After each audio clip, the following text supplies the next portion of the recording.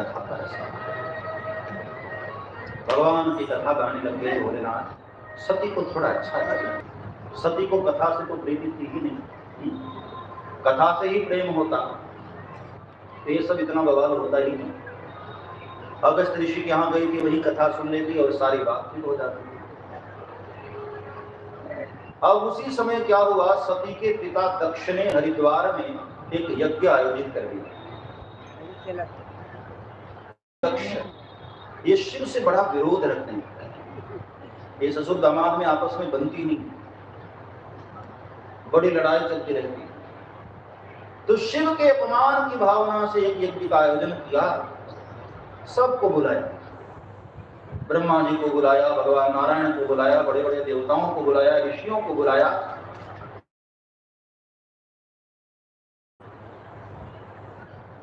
और उसी यज्ञ में सती भी जाने की जिद करने लगी। भोलेनाथ ने फिर मना किया कि देवी, जहां से कोई निमंत्रण ही नहीं आया वहां कैसे करेगा, वहां उनको नहीं जाना। बार बार समझाया, सती नहीं मानी, फिर जिद कर ली। और जब सती जिद करके गई तो अपने ही पिता के यज्ञ में सती को अपमानित होना पड़ा। दक्ष न कछु पूछी दुष्टता, सती लोकी जरे सबका। कोई भी सती का सम्मान न किया, कोई भी पूछा न सती। हाँ, एक माता ने जरूर सती को अपने हृदय से लगाया। सादर भले ही मिली एक माता, भगिनी मिली बहुत सुखा। देखो, जब ऊपर वाला ही नाराज होता है ना, तो सारी दुनिया हमसे रूठ जाती है। सोचो, जहां शिव ही रूठे हुए हों वहां कौन सम्मान करता है। जब तक भोलेनाथ हमारे ऊपर प्रसन्न है, परमात्मा की जब तक मेहर है, तब तक ये सारी दुनिया हमें पूछती है। भोलेनाथ यदि रूठ गए, परमात्मा ही उठ गए, तो ध्यान रखना कोई पूछने वाला नहीं तो मिलता है। इसलिए दुनिया को मनाने से अच्छा है भगवान को मनाते रहो। भगवान राजी तो दुनिया भी राजी। भगवान ही रूठ गए, कौन पूछने वाला। बनी के चेहरे पर लाखों निसार होते हैं, बनी जब बिगड़ जाती है तो दुश्मन हजार होते हैं। कोई तापर प्रपंचन का कल्याण करे भोले बाबा, जन जन का कल्याण करे मेरे भोले बाबा, जन का कल्याण करे मेरे भोले बाबा। ताली बजाते हुए भाव से, जन जन का कल्याण करे मेरे भोले बाबा, जन जन का कल्याण करे मेरे भोले बाबा, जन जन का कल्याण करे मेरे भोले बाबा।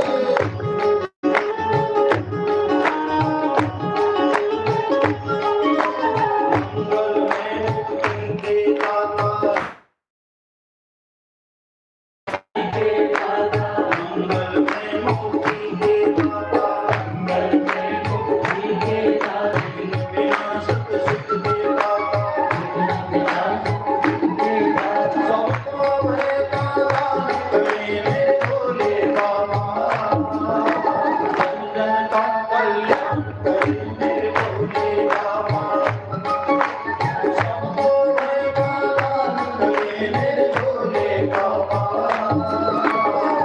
जनता कल्याण करे मेरे भोले बाबा, जनता कल्याण करे मेरे भोले बाबा,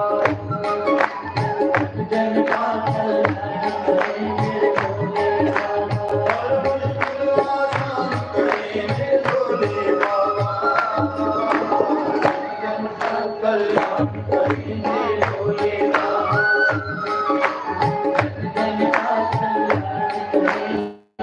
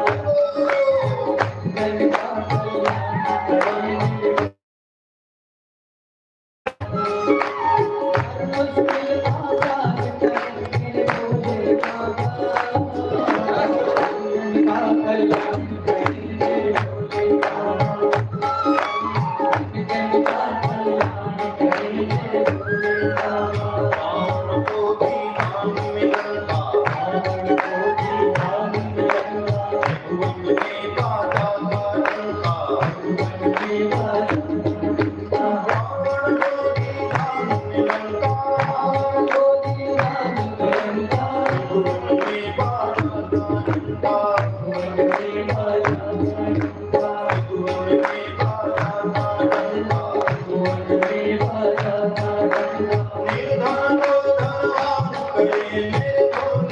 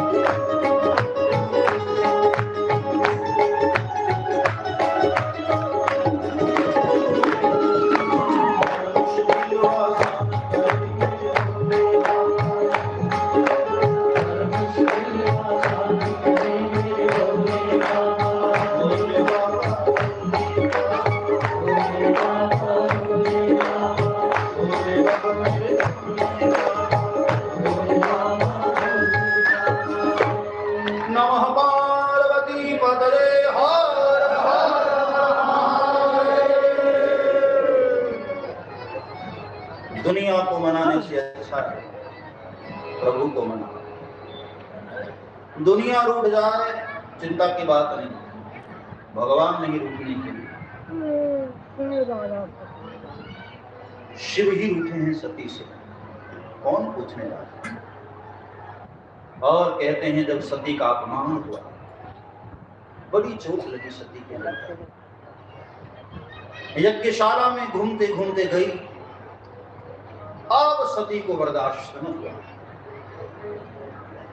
यज्ञशाला में जाकर देखा हर देवताओं की पूजा थी, हर देवताओं का स्थान था, भोलेनाथ का कोई स्थान नहीं। जबकि 3 प्रधान देवों में भोलेनाथ का अपना एक उच्च स्थान है और उस यज्ञ में भोलेनाथ का कोई स्थान नहीं। ये देख करके जगदम्बा के पैर का फरोद सिर पर चढ़ गया। नाराज हुई जगदम्बा, भुजाएं फड़कने लग गई, बहुरी खिंच गई और वृक्ष के बीच में जो मर्यादा थी पिता पुत्री का, तोड़ दिया मर्यादा। चंडिका रूप धारण सुनहु सभा सचपल मुनिता कहि सुनि शंकर निंदा।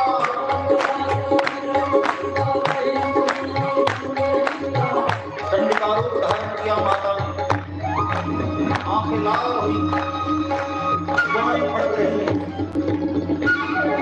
दक्ष के ऊपर टेढ़ी नजर की। मैं दक्ष ऐसे वासुदेव, तुम लोगों को भली बात पछताना पड़ेगा। तुमने शिव का अपमान किया है, विश्व के मालिक का अपमान किया है। और कहते कहते मां का क्रोध इतना बढ़ा,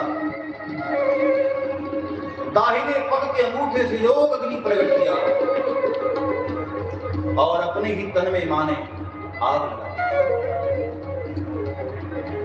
असकहि दोग अग्नि तारा,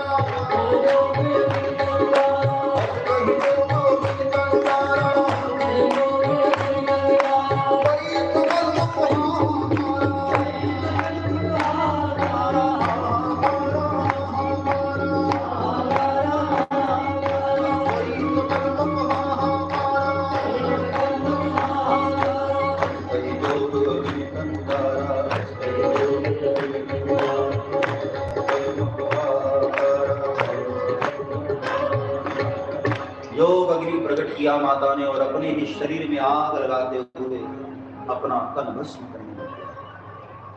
हाहाकार मचा यज्ञ में। शिव के गण माता को बचाने के लिए दौड़े और वहीं स्वार्थी देवता लोग शिव गणों को मारने लगे। और ये सब करने में मां जलकर भस्म हो गई। शिव गण रोने लगे और उदास होकर भोलेनाथ के पास गए। बाबा, बहुत अनर्थ हो गया, क्या हुआ? शिवगणों ने कहा कि बाबा, वहां दक्ष ने आपका अपमान किया था, ये मां से सहन न हुआ और मां ने सभासदों को फटकारते हुए अपने तन में आग लगा ली। हम लोगों ने बहुत बचाने की कोशिश की महाराज, लेकिन देवताओं ने हमको बहुत मारा, हम मां को बचा न पाए।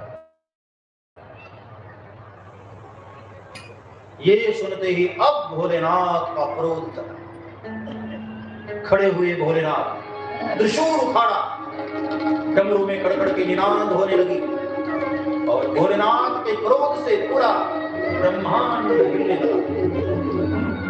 बड़े करने वाले देव हैं भोलेनाथ। धरती डगमग डगमग कांपने लगी। ब्रह्मादि देवता सब आश्चर्यचकित होने लगे और भोलेनाथ त्रिशूल लेकर के तांडव की तैयारी। दटाटवी गलज्वल प्रवाह पावितस्तरे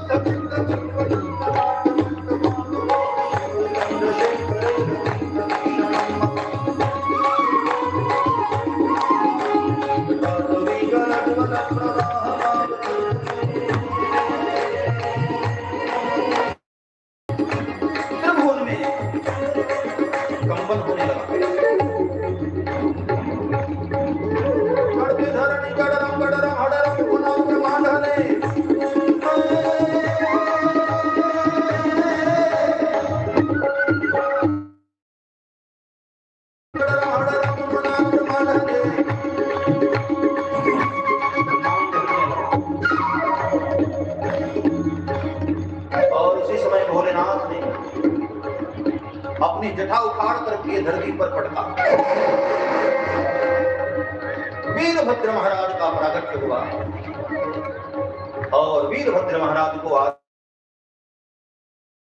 जाओ दक्ष का यज्ञ विध्वंस कर दे। समाचार जब शंकर पाए वीरभद्र करी कोप पठाए, और वीरभद्र महाराज ने यहाँ पर यज्ञ को तहस नहस किया। दक्ष दिखाए पड़े, त्रिशूल फेंका, दक्ष का सिर काट कर हवन कुंड में स्वाहा कर दिया। यज्ञ विध्वंस हुआ। भाई जिस यज्ञ में शिव ही ना हो, शिव का अर्थ है कल्याण, जिस आयोजन के हेतु में कल्याण न हो वो आयोजन सफल कहां होता है। यज्ञ को तहस नहस किया। बाद में सभी देवता लोग घबराए, ब्रह्मा जी की शरण में गए। ब्रह्मा जी और भगवान नारायण दोनों ने मिलकर भोलेनाथ के क्रोध को शांत किया है। दक्ष को बकरे का सिर लगाया गया और बकरे की आवाज में दक्ष भगवान भोलेनाथ की स्तुति करने लग गए। तो सुनकर के भोलेनाथ को हंसी आ गई और भोलेनाथ ने क्षमा कर दिया। बाद में भगवान नारायण ने दक्ष को कहा कि हे दक्ष, अहम ब्रह्मा च सर्वस्य, मैं ही ब्रह्मा हूं, मैं ही शिव हूं और मैं ही नारायण हूं। हम तीनों में कोई भेद नहीं। जो लोग भेद करते हैं अज्ञानी हैं, मूर्ख हैं। वो यहां सती भगवान नारायण को प्रार्थना की थी, इसलिए सती माता का एक दूसरा अवतार होता है। मांगा जन्म जन्म शिव पद अनुरागा, तेहि कारण हिम गिरि गिरुह जाए। माता ने एक बार और अवतार धारण किया। अब की बार दक्ष की बेटी नहीं बनी, हिमालय की बेटी, पर्वत की बेटी बनी। पर्वत स्थिर होता है, इसलिए अब जो श्रद्धा उदित हो रही है वो स्थिर है। पार्वती मां का प्रागट्य हुआ और देवताओं ने पुष्प की बारिश करते हुए जय जयकार किया। तो ये जगदम्बे मां की,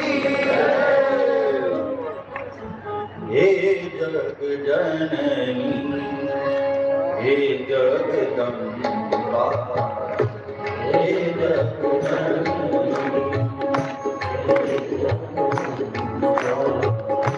नवरात्रि का पावन अवसर पराम्बा भगवती की उपासना के दिन, इसलिए सब भाव विचार से एक मिनट के लिए हे जग जननी,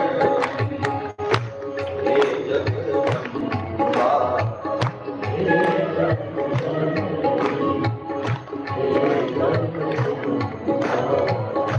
मातु भवानी शरण तेरे, मातु भवानी शरण तेरे, मातु भवानी शरण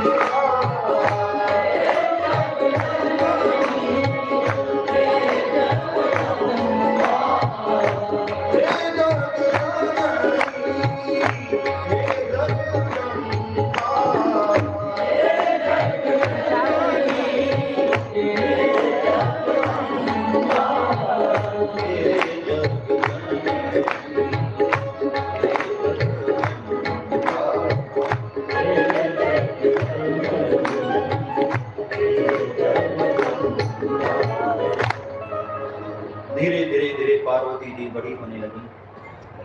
एक दिन नारद जी ने आकर हस्तरेखा देखी और हिमालय को कह दिया, हे हिमालय, आपकी बेटी परम सौभाग्यशाली, इनका ब्याह एक ऐसे वर के साथ होगा जो भभूत लगाएंगे, सर्पाभूषण पहनेंगे, मुंडमाल धारण करेंगे, दिगंबर रहने वाले होंगे, स्मशान में रहने वाले होंगे। ये बात को सुनकर हिमालय बेचारे घबराने लग गए, लेकिन बाद में कहा, डरो मत, ये सारे के सारे लक्षण भगवान भोलेनाथ से मिलते हैं। आप चंद्रमौली भगवान शंकर से हो जाए, आपकी बेटी धन्य हो सकती है, क्योंकि शिव जी में कोई दूषण नहीं माना जाता, वहां तो सब आभूषण है। ये सारे लक्षण किसी सांसारिक व्यक्ति में हो, अगुण अमान मातु पितुहीना, उदासीन सब संशय छीना, जोगी जटिल अकाम मन नगन अमंगल वेश, अस स्वामी यही कह मेरे ही पड़ी हस्त असरे। ये सारे लक्षण किसी सांसारिक में हो तो वहां दुर्गुण है, लेकिन भगवान भोलेनाथ में दुर्गुण भी सद्गुण हो जाते हैं। सारे दूषण भोलेनाथ में आभूषण हो जाते हैं, क्योंकि भोलेनाथ सामर्थ्यवान है। और बाबा तुलसी ने मानस में कहा ना, समर्थ को नहीं दोष सामर्थ्यवान सामर्थ्यवान है। इसलिए मैं निवेदन करूं, सामर्थ्यवानों की नकल भी मत करना। गंगा सामर्थ्यवान है, सब कुछ बहा सकती है। अग्नि सामर्थ्यवान है, सब कुछ जला सकती है। अग्नि अशुद्ध नहीं होती, मुर्दे भी जलते हैं, आहुतियां भी डाली जाती हैं, लेकिन अग्नि फिर भी पवित्र है। क्यों? अग्नि सामर्थ्यवान है। रवि पावक सुरसर कीना, गंगा में कितने ही हजारों कुत्ते मुंह लगाते हैं, रोज जल पीते हैं, स्नान करते हैं, डुबकी लगाते हैं, फिर भी गंगा पवित्र है। क्यों? सामर्थ्यवान। सामर्थ्यवानों में कोई कहां दोष दिखता है? भाई एक गिलास पानी शुद्ध जल हो और आप प्यासे हों, गिलास उठाएं और पीने की कोशिश करें, उसी समय उसमें 2 मक्खियां गिर जाएं, तो आप खुद सोचो, क्या उस जल को आप पियोगे? मक्खी गिर जाए उसमें, हटा दोगे कि अरे यार दूसरा ले आओ? लेकिन उस गिलास में पानी की जगह दूध भरा हो और उसमें मक्खी गिर जाए तो फिर तो मक्खी आराम से बाहर निकालते हो। क्यों भाई? दूध ज्यादा सामर्थ्यवान है ना, थोड़ा महंगा है। समर्थ को नहीं दोष रुसान, और कदाचित शुद्ध गाय का घी हो, उसमें मक्खी गिर जाए तो बाद में देख लेंगे घर में जा। फिर तो आप यही कहते हैं ना कि भाई मक्खी में हड्डी थोड़ी होती है, मक्खी आराम से निकाल देते हो, घी काम में ले लेते हो। पानी में मक्खी गिरी तो आपने पानी फेंक दिया, दूध और घी को नहीं फेंका। सामर्थ्यवान, समर्थ को नहीं दोष भूषण। कहा नारद ने कि हे हिमालय, आपकी बेटी का ब्याह भगवान शिव से हो जाए तो आपकी बेटी धन्य हो जाएगी। लेकिन हाँ, भोलेनाथ विवाह कब करेंगे?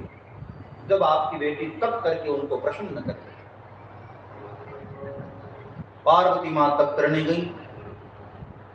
भोलेनाथ ने पार्वती मां की परीक्षा की। सप्तऋषियों ने जाकर बड़ा भड़काने का प्रयास किया, लेकिन पराम्बा भगवती का एक ही निर्णय था कि सुनो महाराज, माना कि मेरे भोलेनाथ में तमाम अवगुण हैं, लेकिन सुन लो, ब्याह करूंगी तो केवल भोलेनाथ से करूंगी, वरना जीवन भर कुमारी रह करके मरना मंजूर है। ब्याह करूंगी तो केवल भोलेनाथ से। गगन कोटि लगी रगर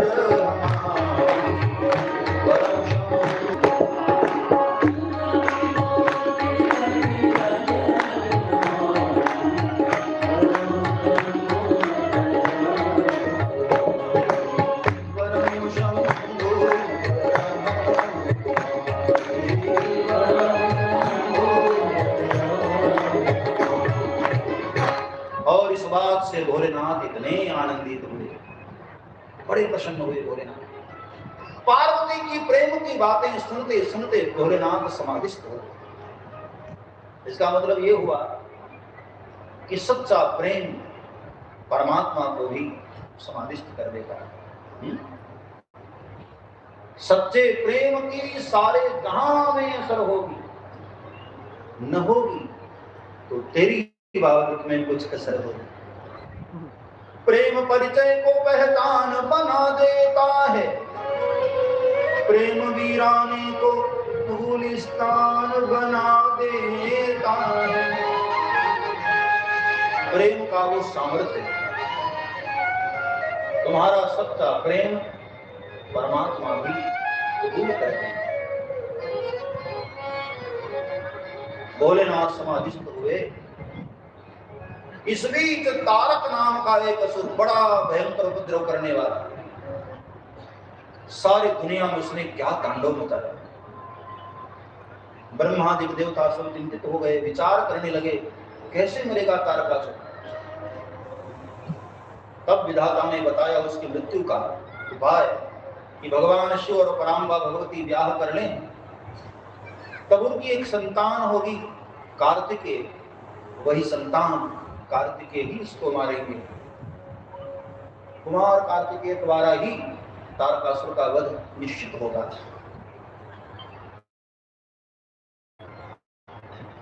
कामदेव को भेज करके भोलेनाथ की समाधि खुलवाई गई और भोलेनाथ ब्याह के लिए राजी हुए।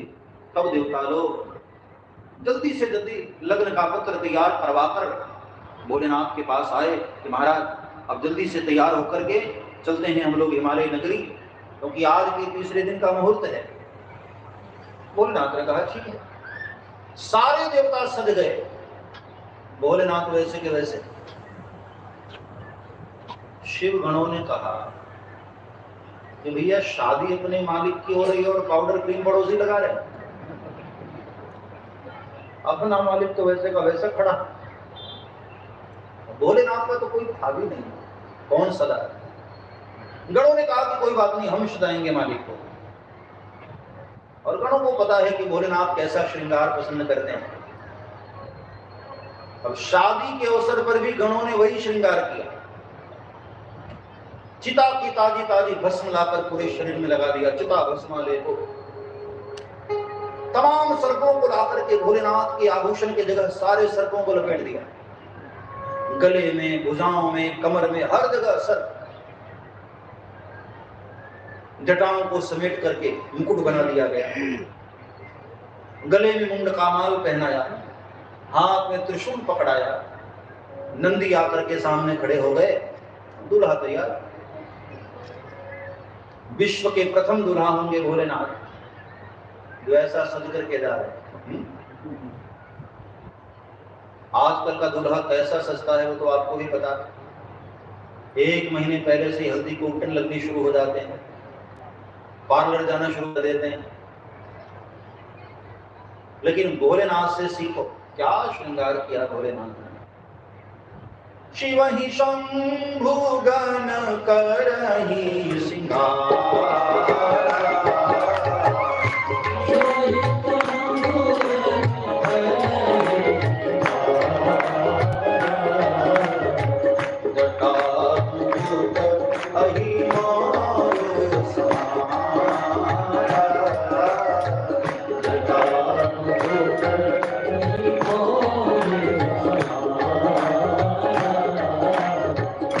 कुंडल कंकण पहिरे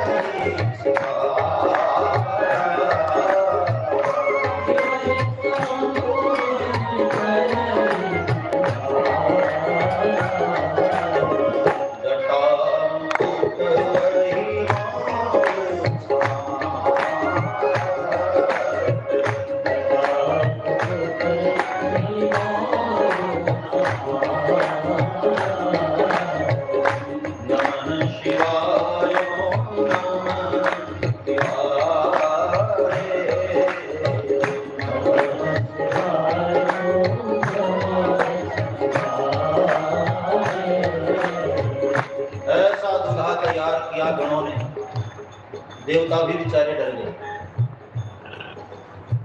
देवताओं ने भगवान नारायण को कहा कि महाराज ऐसा दूल्हा जाएगा क्या?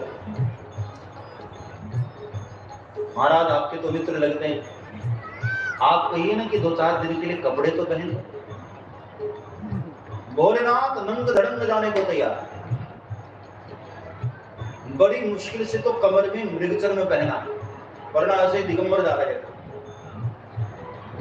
गणों ने कहा भगवान नारायण को कि महाराज ऐसा दूल्हा जाएगा। देवता बड़े स्वार्थी, देवता चाहते हैं कि अपना काम बन जाए बस। भगवान नारायण ने कहा कि देखो इस वक्त बाबा जी को छेड़ना ठीक नहीं है, ये जैसे चल रहे हैं उनको चलने दो। कहीं नाराज हो गए और समाधि लगा लिया ना तो अब अपने पास कोई कामदेव भी नहीं, समाधि तोड़ने वाला। इसलिए बाबा को जैसे जा रहे हैं उनको जाने दो।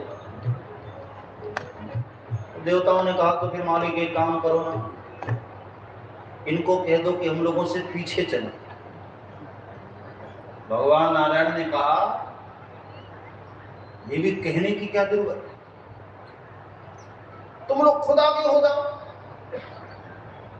तो देवताओं ने स्वार्थ दिखाते हुए भोलेनाथ को पीछे छोड़ दिया।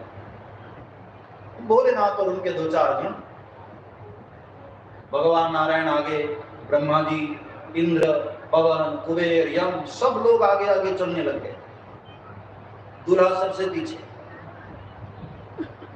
भोलेनाथ ने कहा वीरभद्र अपना समाज इतना कम क्यों लग रहा है? वीरभद्र ने कहा मालिक आपने इतना बढ़िया वेश क्यों बनाया,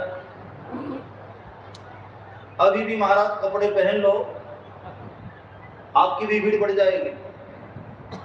भोलेनाथ ने कहा कि नहीं नहीं कपड़े तो नहीं पहनने हैं। हाँ एक काम कर, अपनी भीड़ कम लग रही है ना तो जा अपने लोगों को आमंत्रित कर दे, दुनिया भर के सारे श्मशानों से हमारे लोगों को बुला ला।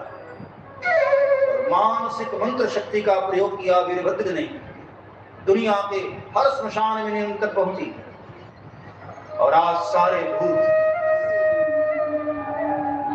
ऐसे खतरनाक जो कभी भी चारे बाहर नहीं आए।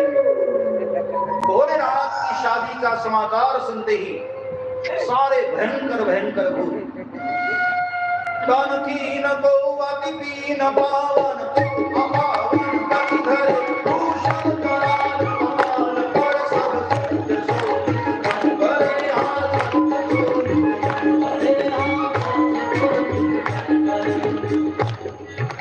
ऐसे विचित्र भूत प्रेत आए। किसी को सिर ही नहीं है, किसी को कई सारे पैर हैं, किसी की आंखें पीछे लगी हैं, किसी के मुंह में भयंकर भयंकर दांत, कोई कोई अकेला सिर ही है वही चला रहा है। और भोलेनाथ के पास थोड़ी ही देर में झुंड के झुंड भूत पड़े, आकर बाबा को चारों ओर से घेर लिए। भोलेनाथ ने देखा कि हाँ अब अच्छा हुआ, और आते ही भूतों ने भोलेनाथ के सामने नृत्य गान शुरू किया। बाबा की शादी है तो भाई आज तो नृत्य होना ही है ना, नाम ही गावनी की परम करुणी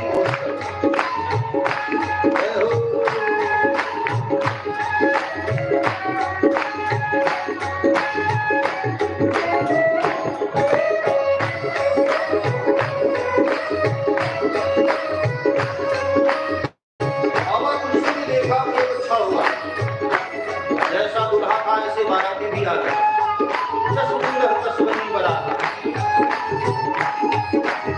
चारों ओर से भोलेनाथ के दूसरे इंतजाम कर रहे।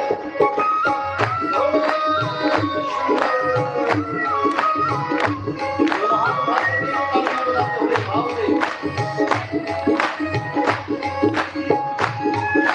बाबा की शादी हो रही है, हम सभी लोग बाराती हैं ना।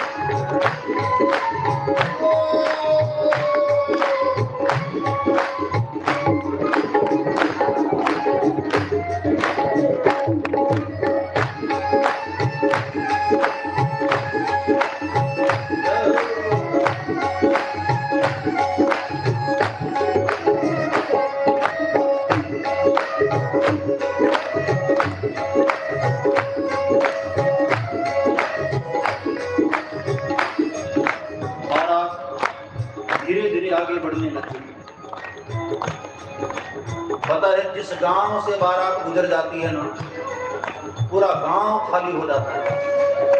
डर के मारे सब भाग खड़े होते हैं। पहले तो लोग बारातियों को देखने के लिए पेड़ों पर भी चढ़ गए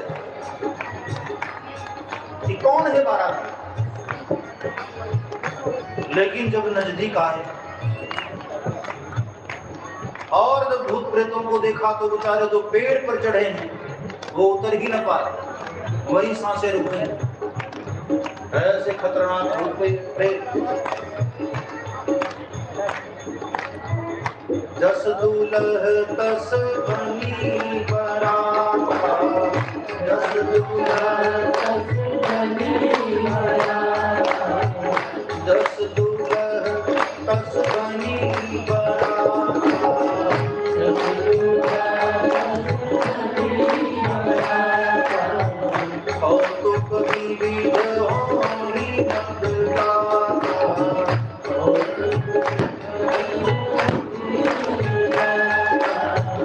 जस दुलह तस बनी बरात, जस दुलह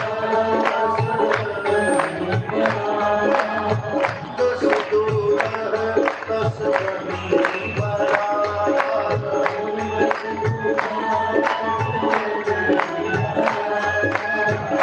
जैसा दूल्हा था ऐसे बाराती भी आ गए और भोलेनाथ हम सब के बीच में दुल्हे के वेश में।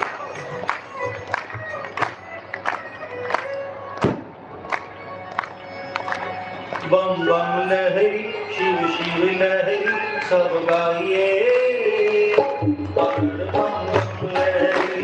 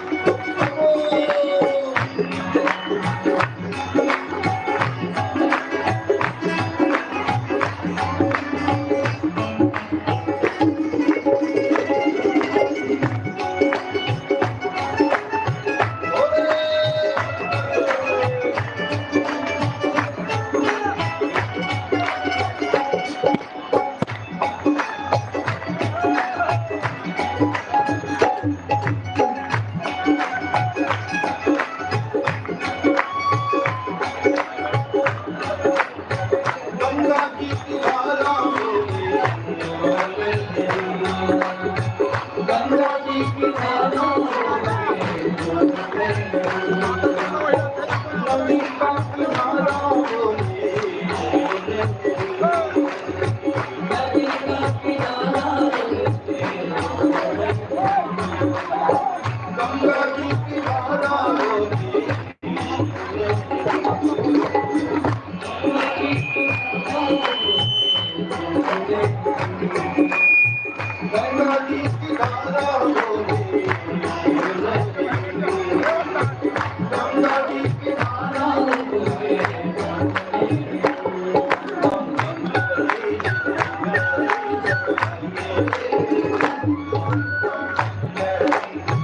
Thank you.